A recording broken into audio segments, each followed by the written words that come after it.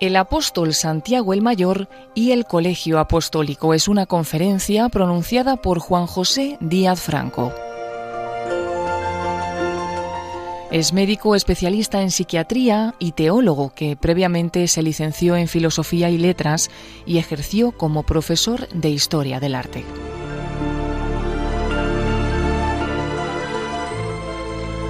Bienvenidos quienes estáis sintonizando con Radio María para escuchar algunas reflexiones, entre las muchas posibles, sobre la figura del apóstol Santiago el Mayor, patrón de España, y su entorno evangélico, en este año jubilar, compostelano o jacobeo, el sacobeo para nuestra numerosa audiencia gallega, que, como sabéis, solo se celebra cuando la festividad del apóstol Santiago del 25 de julio cae en domingo, pero que, con motivo de la situación de pandemia causada por la COVID-19, que a todos nos aflige, se prolongará por primera vez durante 2 años, el 2021 y el 2022. Uno de los muchos misterios que plantea la actuación de la persona Jesús Hijo de Dios, a través de su doble naturaleza divina y humana, durante el transcurso de su existencia, de su estancia entre nosotros,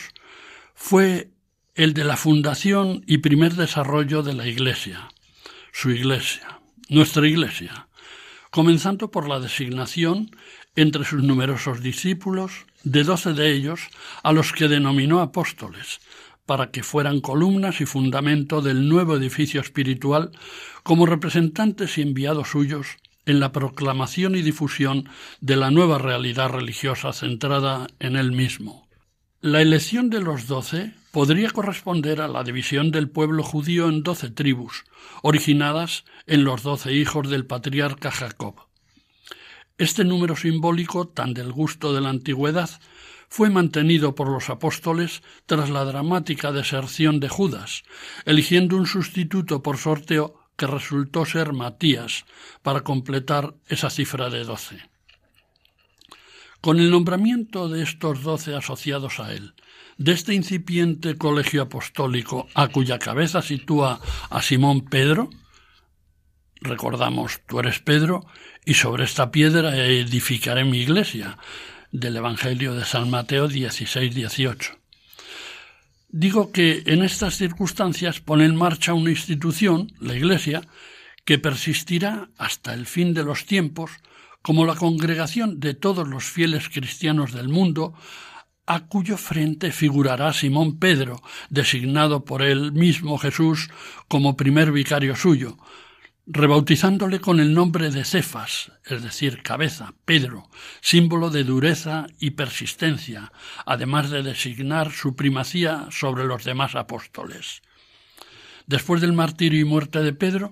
tomaron su relevo una larga lista de sucesores, comenzando por San Lino, San Cleto y San Clemente Romano, y prolongándose hasta los 266 papas que, incluido el actual Papa Francisco, han ostentado la condición de sumos pontífices y primados de la Iglesia de Cristo en su condición de obispos de Roma. Así se establece esa inicial manifestación del reino de Dios en Cristo, que se consumará con la segunda y definitiva venida del Señor al final de los tiempos.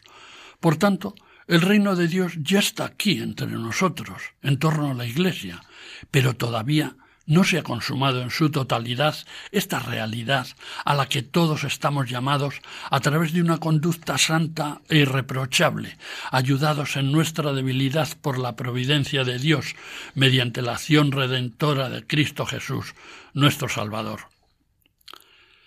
La primigenia institución de esta Iglesia misterio de Dios, pero también Iglesia institución humana, constituida por el Colegio Apostólico, es mencionada como tal 23 veces por los 4 evangelios, por los Hechos de los Apóstoles, por San Pablo y por los padres apostólicos, que es, como se conoce,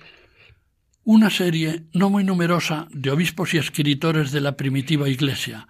que aun no habiendo tenido el privilegio de conocer en vida al Maestro, sí trataron o fueron discípulos de los apóstoles. Son estos Bernabé, compañero de misión de San Pablo, Clemente Romano, el gran obispo de Roma, tercer sucesor de San Pedro, Hermas, a quien se supone discípulo de San Pablo,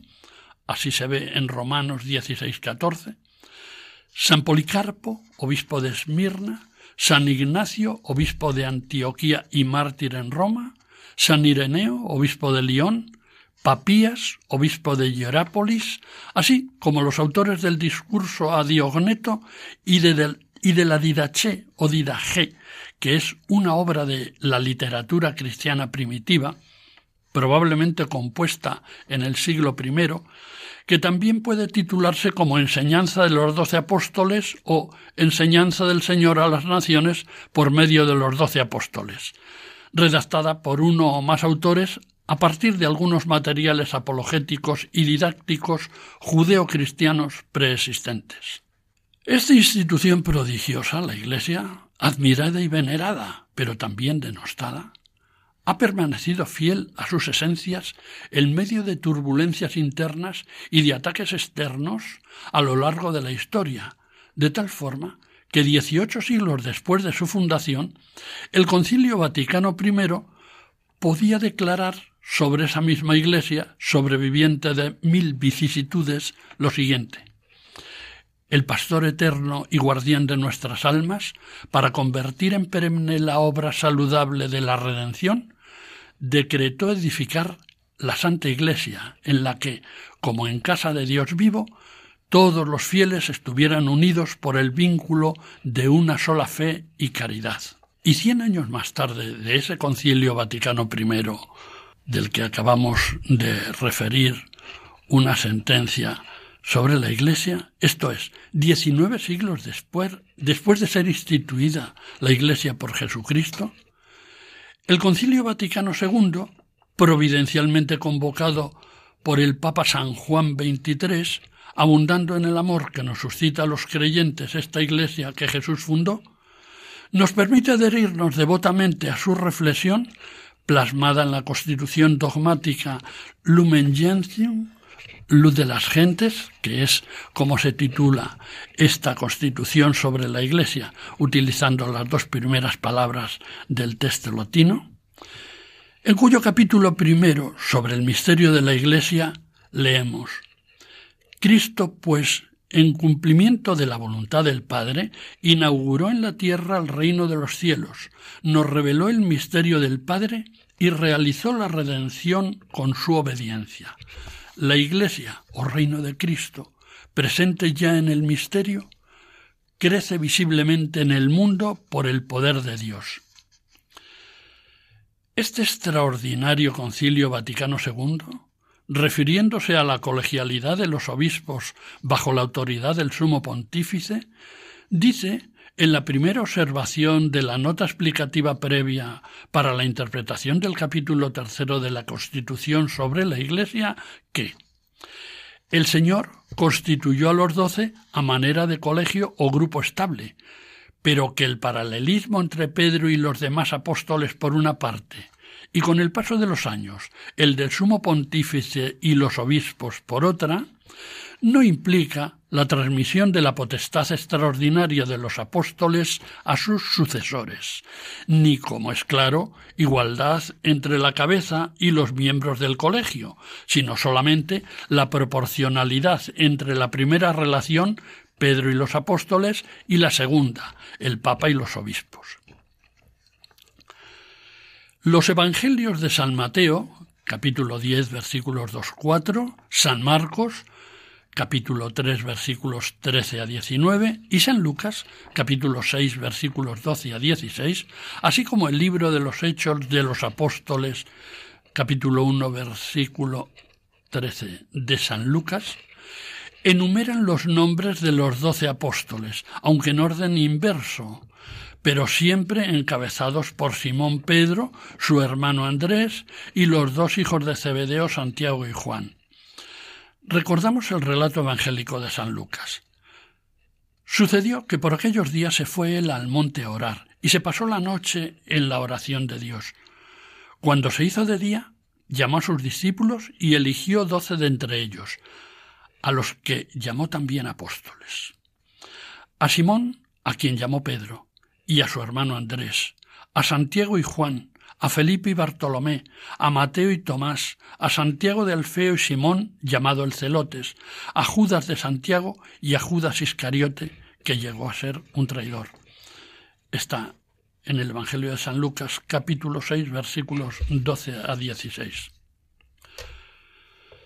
Por lo que afecta al apóstol Santiago, del que pretendo hablar más específicamente, recordaremos también aquí el relato recogido en el Evangelio de San Marcos de esta trascendental elección de los apóstoles, en la que Jesús, en un rasgo de confianza y buen humor, pone un apelativo especial a los hermanos Santiago y Juan. Dice así: subió al monte y llamó a los que él quiso, y vinieron donde él. Instituyó 12 para que estuvieran con él y para enviarlos a predicar con poder de expulsar los demonios. Instituyó a los 12 y puso a Simón el nombre de Pedro, a Santiago el de Zebedeo y a Juan, el hermano de Santiago, a quienes puso por nombre Boanerges, es decir, hijos del trueno, a Andrés, Felipe, Bartolomé, Mateo, Tomás, Santiago el de Alfeo, Tadeo, Simón el cananeo y Judas Iscariote, el mismo que le entregó. Está en Marcos, capítulo 3, versículos 13 a 19. No mucho antes de este trascendental momento de la elección de los 12, se había producido la primera llamada a 4 de estos hombres: Andrés, Simón Pedro, Santiago y Juan, por parte del Maestro, para que le siguieran, incorporándoles desde la rudeza de su oficio de pescadores a una nueva y desconocida vocación espiritual cuyas dimensiones no podían imaginar entonces. Pero lo que sí tuvieron fue la incondicional entrega a la figura de Jesús como maestro y guía de sus vidas. Por él lo dejaron todo y le siguieron. Este llamamiento de los primeros discípulos lo refieren los 3 evangelios sinópticos de forma escueta, conmovedora y casi con las mismas palabras. En Mateo 4:18-22, Marcos 1:16-20 y Lucas 5:1-11. Por ser el texto evangélico de redacción más temprana, recogemos como mejor ilustración el relato de Marcos, capítulo 1, versículos 16 a 20. Y pasando junto al mar de Galilea, vio a Simón y a Andrés, hermano de Simón, echando las redes en el mar, pues eran pescadores. Y les dijo Jesús: venid en pos de mí, y os haré pescadores de hombres. E inmediatamente le siguieron, dejando las redes. Y avanzando un poco, vio a Santiago, el hijo de Zebedeo, y a Juan, su hermano, remendando las redes en la barca. Y enseguida los llamó. Y dejando a su padre Zebedeo en la barca con los jornaleros, se fueron detrás de él. Los 3 relatos son unánimes en 4 cosas. La primera, que los 4, Simón Pedro, Andrés, Santiago y Juan, eran pescadores en el mar de Galilea, gente ruda, curtida por la dureza del clima y la inseguridad de las faenas de la pesca, y supuestamente poco ilustrados. La segunda, que Jesús les llamó y les invitó a seguirle. La tercera, que los llamados ni se lo pensaron ni lo consultaron, sino que automáticamente dejaron lo que estaban haciendo en ese momento, abandonaron a las personas con las que estaban, Santiago y Juan a su propio padre, y es de suponer que Simón a su esposa, ya que sabemos que tenía suegra, y le siguieron. Y la cuarta, que Jesús les anunció que en adelante serían pescadores de hombres en lugar de los peces que hasta ahora se dedicaban a capturar. Además de estos apóstoles predilectos, de los que luego trataremos más ampliamente, repasaremos algunos datos sucintos que poseemos del resto del grupo de los 12 por su entidad como colegio apostólico y porque con su fe y su predicación preconizan la vida de la Iglesia, que con ellos empezó a manifestarse y desarrollarse hasta llegar, en medio de tanta zozobra, sufrimiento y heroísmo, a esta madre Iglesia que hoy nos acoge. 2 de los apóstoles eran parientes de Jesús, Santiago y Judas, hijos de Alfeo, conocido también como Cleofás, y de María, hermana o cuñada de la Santísima Virgen. Todos ellos, como Jesús, eran de Nazaret, vivieron allí y eran aquellos a los que el Evangelio menciona como hermanos de Jesús, que es como se recoge en el texto griego utilizando el término adelfos, cuyo significado es tanto hermanos carnales como parientes más lejanos. Esto se debe a que el traductor griego escribió literalmente la expresión aramea. En arameo, y lo mismo en hebreo, la palabra ah, o también aram y ahá, significa no solo hermano de padre y madre, o únicamente de padre o de madre, sino también hermanastro, pariente próximo, primo hermano, sobrino, etc. Así puede verse, por ejemplo, en el Antiguo Testamento, en el libro del Génesis, capítulo 13, versículo 8, en el mismo Génesis, capítulo 29, versículos 14 a 17, y en el libro primero de las Crónicas, capítulo 23, versículo 23. Santiago, llamado el Justo y también el Menor, para distinguirle del hijo de Zebedeo, o sea, nuestro Santiago el Mayor, más alto, más fornido y con más años que su homónimo, desempeñó un papel relevante durante los primeros tiempos de la Iglesia de Jerusalén, cuya presidencia ostentó durante más de 30 años, logrando mantener la concordia entre los numerosos nuevos adeptos procedentes de muy diversos orígenes. Con motivo de la reunión de los apóstoles en Jerusalén, a la que acudieron Pablo y Bernabé para dilucidar la cuestión de la obligación de la circuncisión para los nuevos adeptos al cristianismo procedentes de la gentilidad, a quienes querían imponérsela a los que abrazaban la nueva fe desde el judaísmo,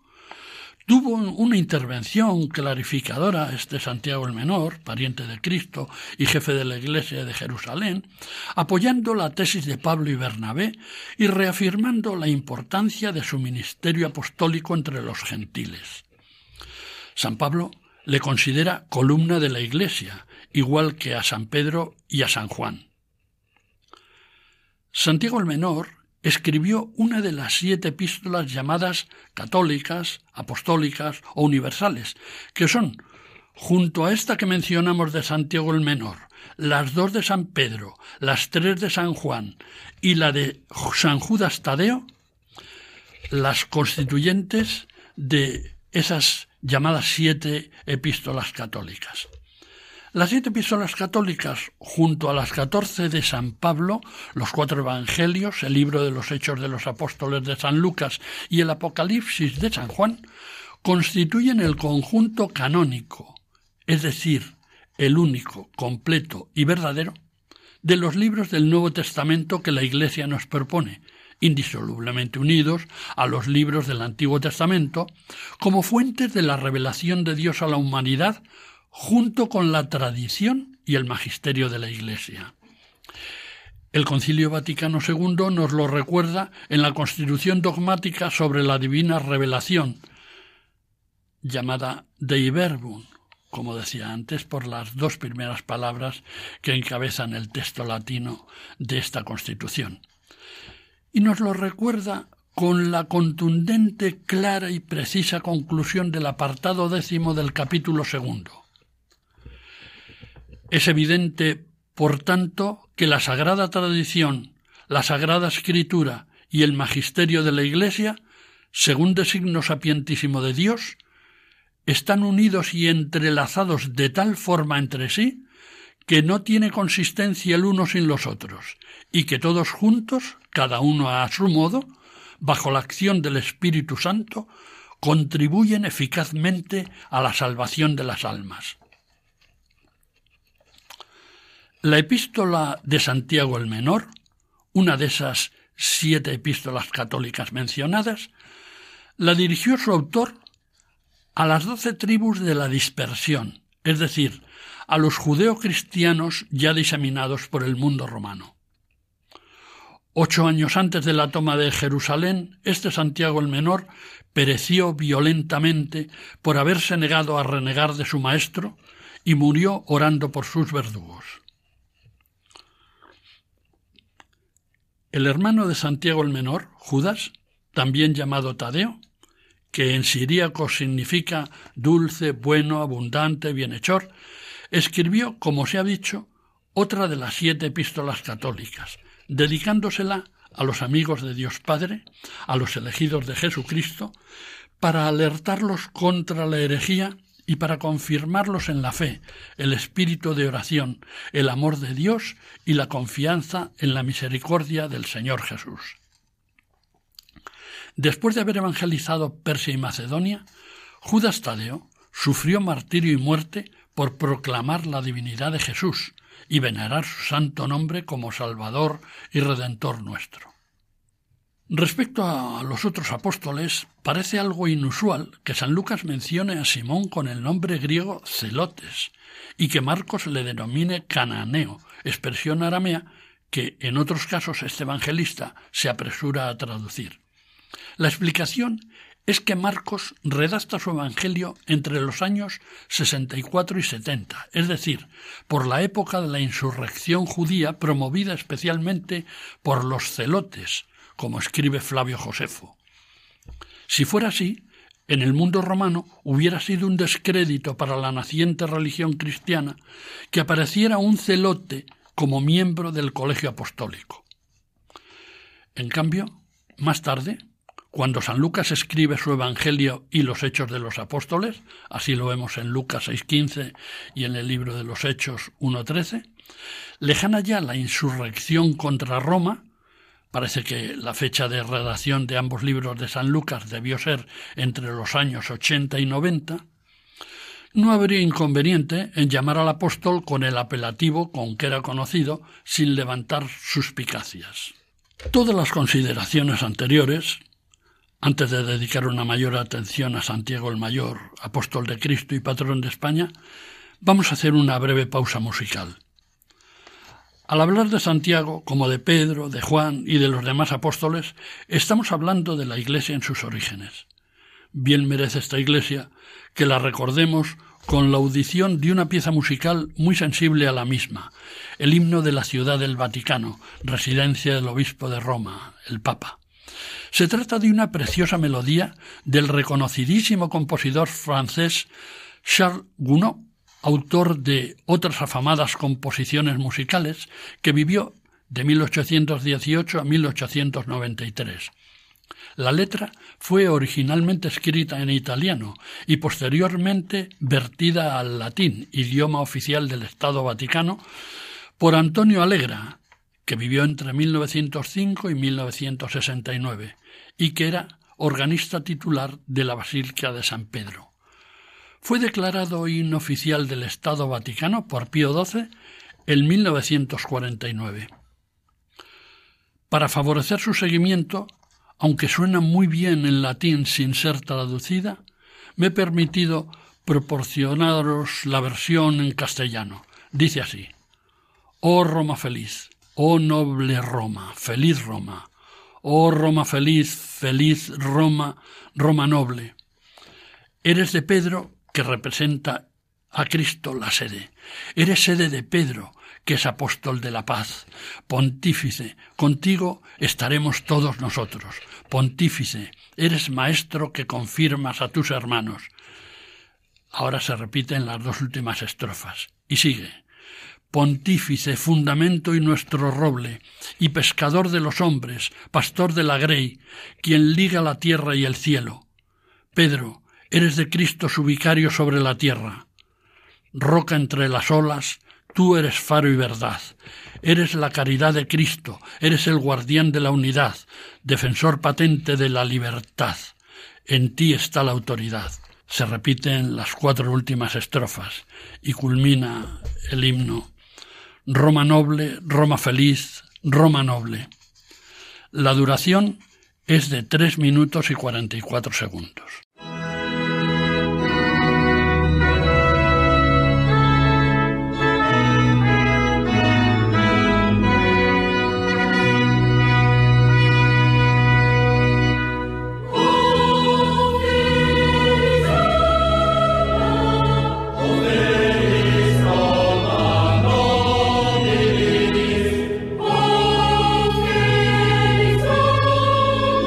Roma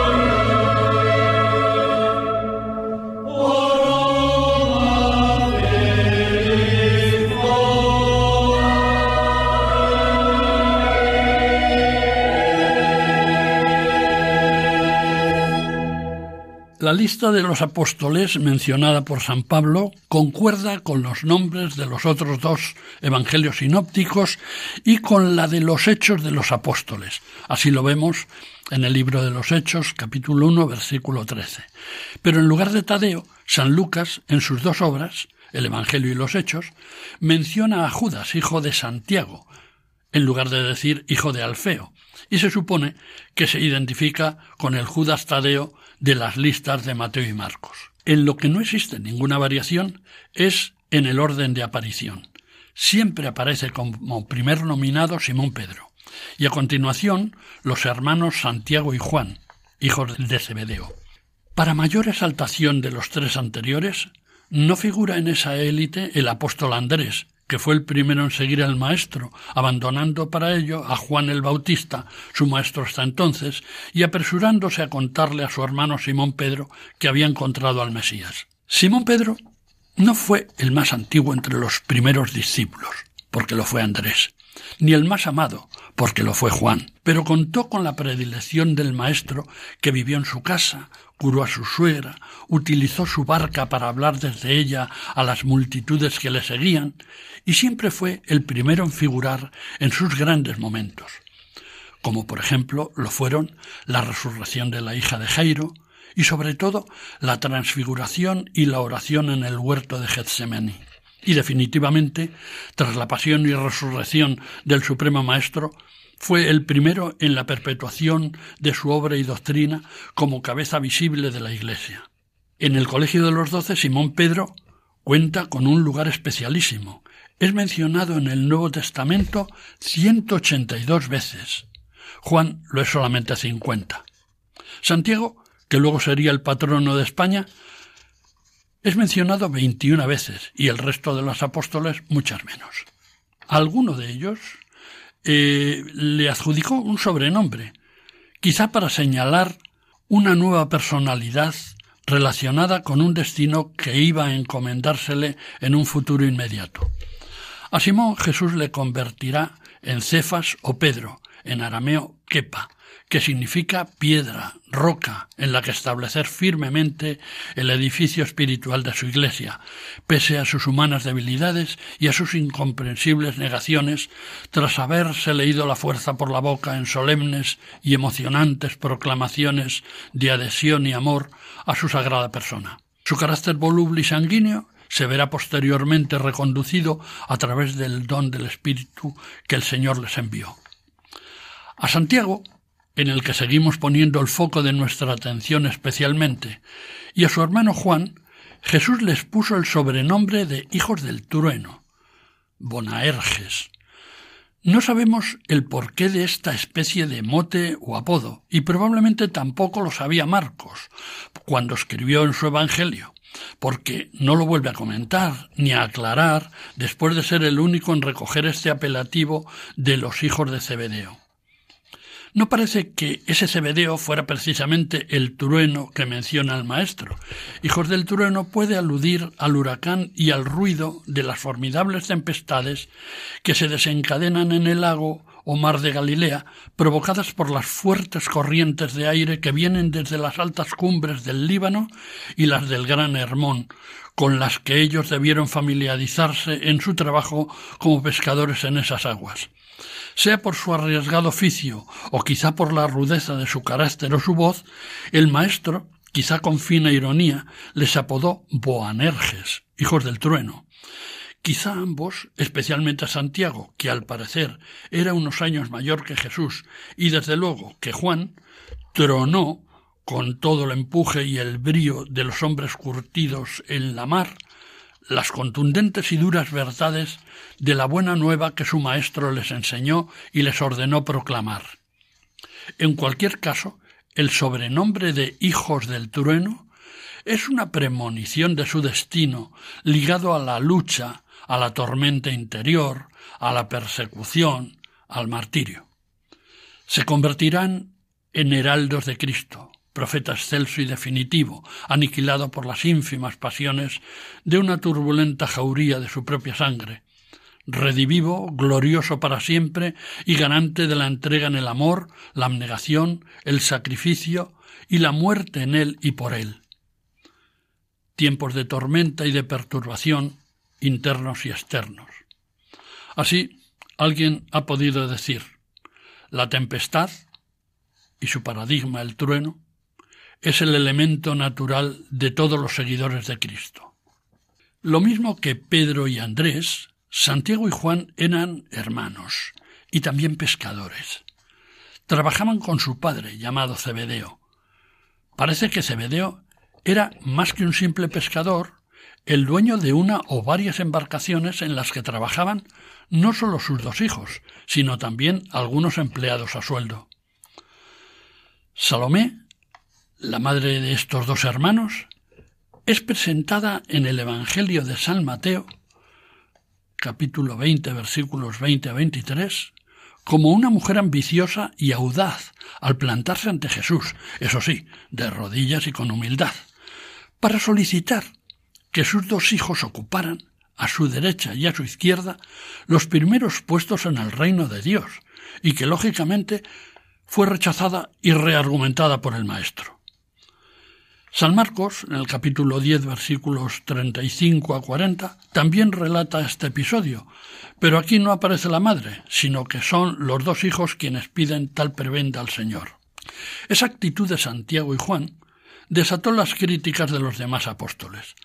La respuesta de Jesús para los 2 y para el resto les marcaría el único camino para quienes quieran seguirle y amarle: la inmolación y el martirio. Pese a esta desconsideración con los otros discípulos, Salomé, la madraza de los 2 hermanos Boanerges, fue, junto con otras mujeres, quien le siguió en su predicación, poniendo sus bienes familiares, tras la probable muerte de su marido Zebedeo,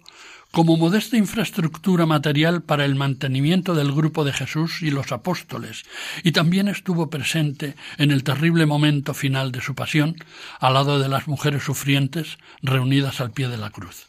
Santiago y Juan fueron predilectos de Jesús, que les hizo el gran favor y la gran distinción de llevarles consigo, junto con Pedro, al monte Tabor y al huerto de Getsemaní. Fueron los 3 elegidos para asistir a las cumbres de exaltación y humillación de Jesús, cuales fueron la transfiguración, precursora de su gloria, y la agonía, precursora de su pasión.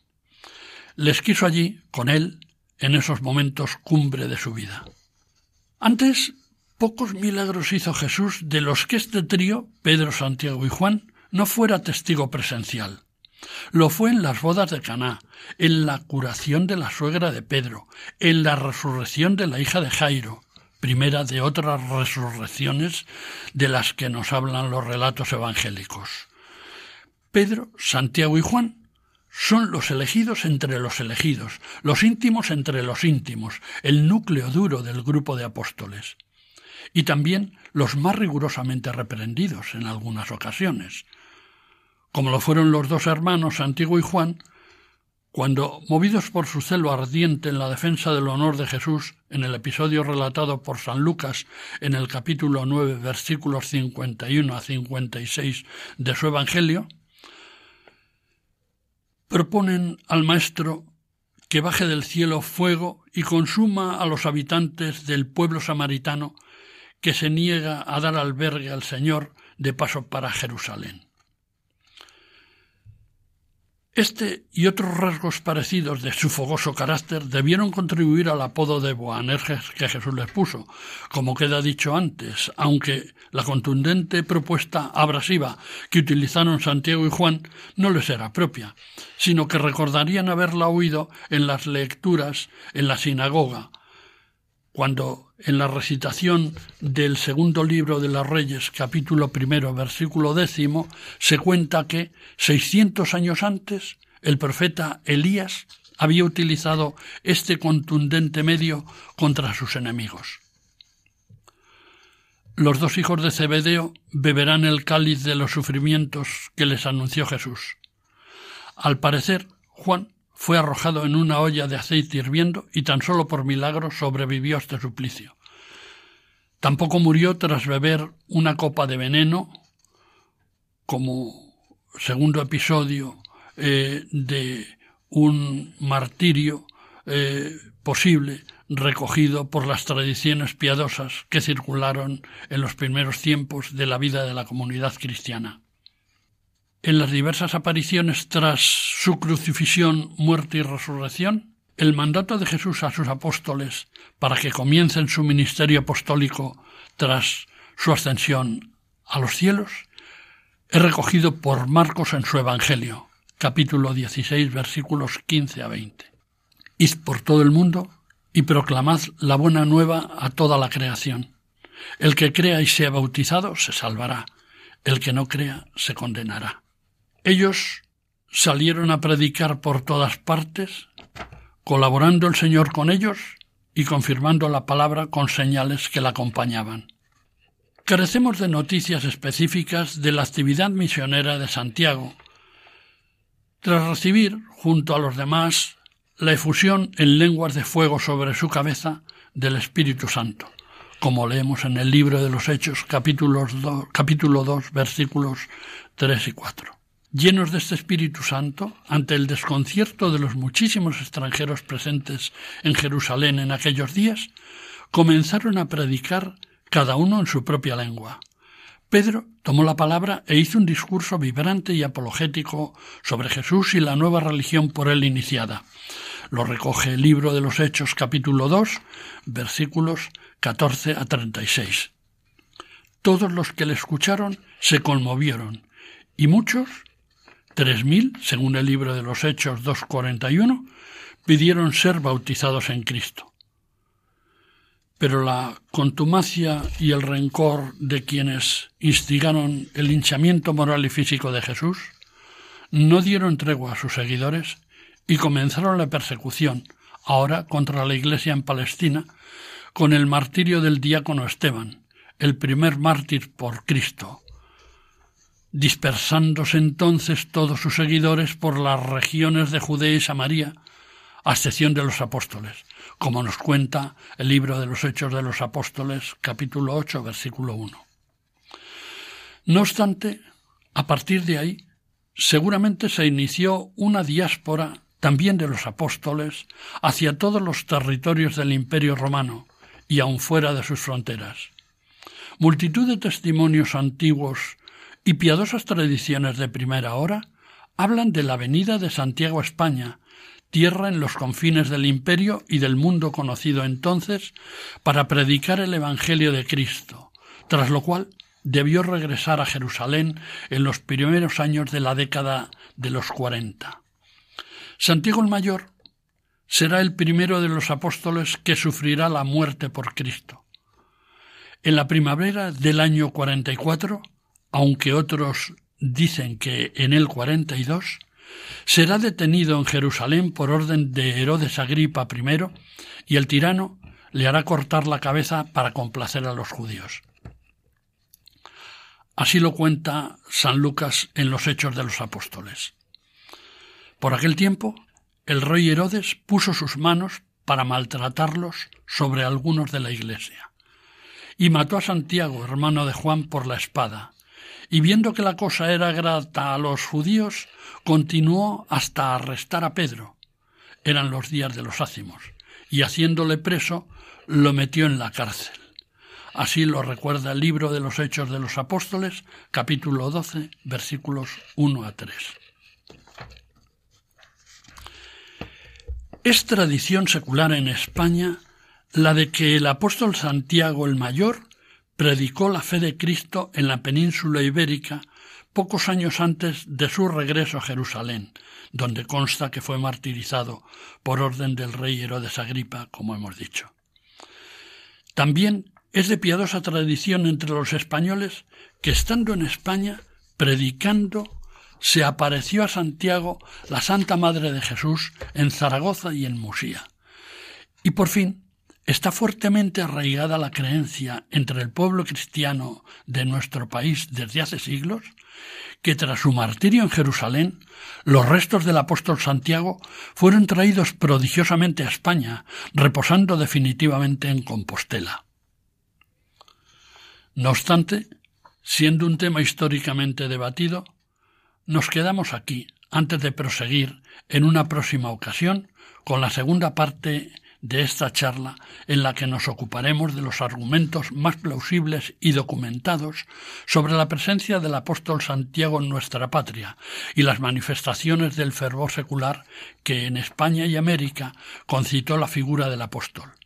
así como de la creación de una poderosa corriente de veneración y culto a su memoria generada en torno a su sepulcro en Galicia desde toda Europa,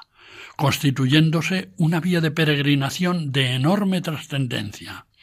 el ya universal Camino de Santiago. Cerramos este primer bloque con la reconfortante recitación de las lecciones 5 y 6 del Breviario romano,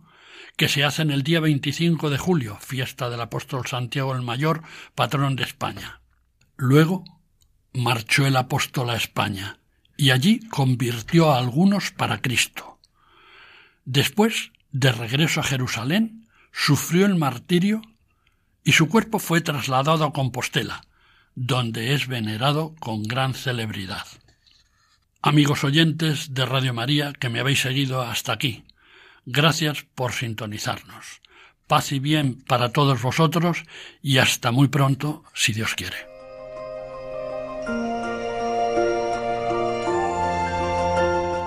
Así finaliza en Radio María esta conferencia acerca del apóstol Santiago el Mayor y el Colegio Apostólico, una conferencia pronunciada por Juan José Díaz Franco, médico especialista en psiquiatría y teólogo, que previamente se licenció en Filosofía y Letras y ejerció como profesor de Historia del Arte.